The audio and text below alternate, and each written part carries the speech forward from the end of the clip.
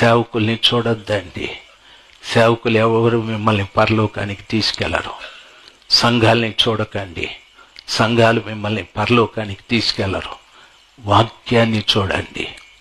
వాక్యం ఏం బోధిస్తుందో ఆ ప్రకారంగా జీవించండి.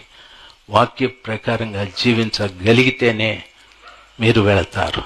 దయ్యం మనకి సంఘాలని చూపిస్తుంది, సేవకుల్ని చూపిస్తుంది, యేసయ్యని చూపెట్టదు. యేసయ్యకి ఇష్టమైంది వాక్యానుసారంగా జీవించేవారే.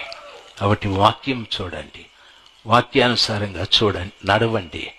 రాజశేఖర్ మిమ్మల్ని పరలోకానికి తీసుకెళ్ళాడు, ఆయనే తయారు కావాలి. ఇంకొక ఆయన తీసుకెళ్ళాడు, ఇంకొక ఆయన తీసుకెళ్ళాడు.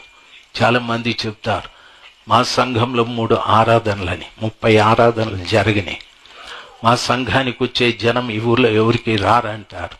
రాకపోతే పోని, జనం ధనం దేవునికి కాదు కావలసింది, జనంతో కాదు.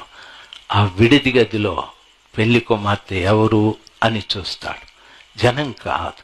పెళ్లి కుమార్తె ఎవరైనా చూస్తాడు. ధైర్యంగా నువ్వు చెప్పాలి, నేనే ఆ పెళ్లి కుమార్తె. ఆయన కోరుకున్న మార్పు నా జీవితంలో జరిగాది. నేనే పెళ్లి కుమార్తె.